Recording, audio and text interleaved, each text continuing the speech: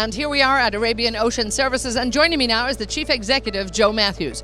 Joe, how are you doing? Great to see you this year. Tell us, what kind of a year has it been for you?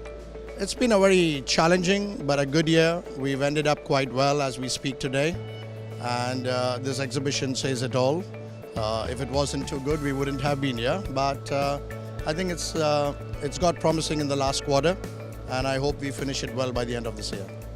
Now, despite the challenges in the market too, I mean, you've really been, as you've always been doing, cementing relationships and really looking to expand the business.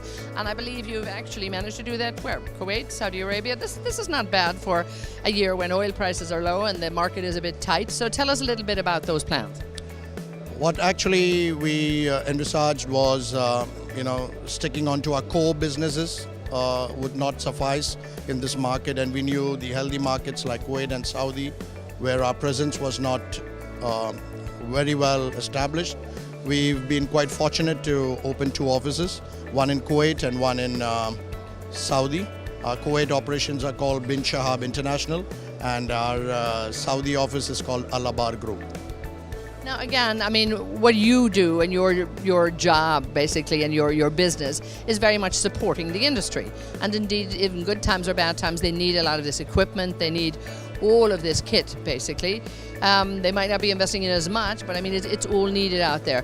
So in a way, what again, are you finding that people are needing, and they're needing on a regular basis, and they're needing replacement? I mean, all of this is absolutely essential for the maintenance of anybody's business.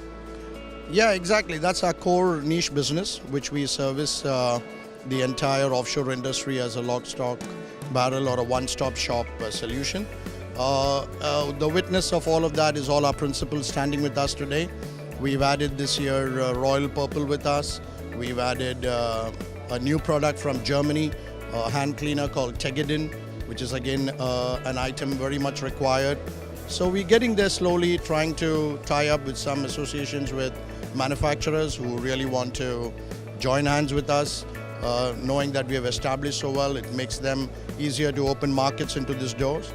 So things are happening, and that's one of the reasons that we've been planning to expand our operations to get their presence into the Middle East and MENA region. And again, when you look at these products that you source and the products that you choose to actually represent, I mean, for you, it's all about quality, isn't it? Tell me a little bit in terms of your benchmarks in terms of what you're looking for. No, there's no compromise on quality. It's paramount. I forgot to mention one name. We've also now joined hands with Yellow Arrow Tools. They are very specialized into drilling motors, and they are pretty niche in the market. Not many of them, they are patented with their product. So, like I said, we are very choosy about people we deal with. They have to maintain industry quality standards, which is par excellence, and which makes it easier for us to do our presentations and get the product acceptable in the right industry. And again, safety too is paramount. A lot of these products are, again, hitting that standard that is very vital to maintain the safety. Talk to me a little bit about, at the very heart of all of your products and the dealings you have with your customers too, how safety, despite the downturn, is still up there, I would imagine, and I would hope, as number one. Safety, we've been pretty lucky. We've established the brand Panther About Blue in the market, which was one of the safety shoes that is getting well accepted in the market. We have the coveralls, which is the Tavoy brand, which is doing extremely well. We have the Billy Pew basket, which is now well accepted in the industry, and we hope to take a good share, a good market share of the following safety products, which is very well accepted in the market. And again, we love the Billy Pew. It's almost the highlight and the feature here at the event. Again, great interest in this one, but just quickly, for anybody who didn't maybe watch the last time, just give us a feel for what does this do and how safe can one feel with this if they have this near at hand in the event of an incident, obviously offshore. It's a fantastic piece of equipment, well manufactured to meet industry standards. It's called a transfer basket. Basically, it's used for transferring people from the ship to the rig. And it's a fully collapsible basket that has got all the safety features, very easy to dismantle, to get it back assembled again.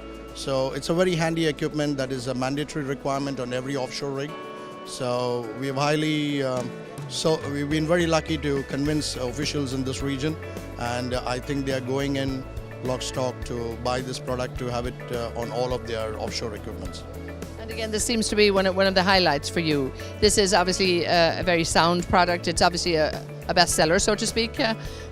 Is it? It is a very mandatory product that I just told you. The product is made in USA. There are various types of Billy Pew baskets.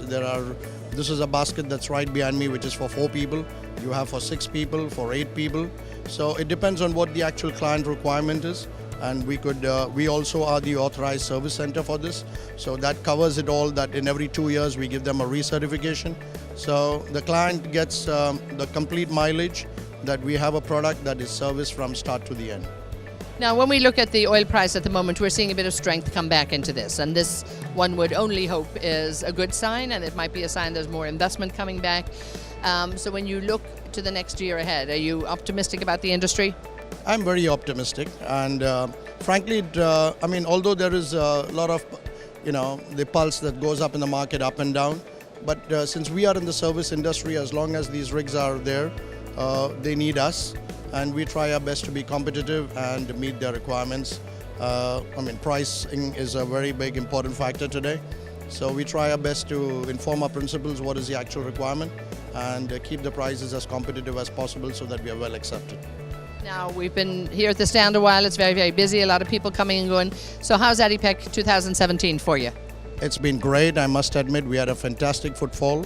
The reach, even from West Africa and other regions, of people knowing us over the period of time has definitely paid us. And I wish all the management and the team of ADIPEC are very best, and I think they're doing a great job.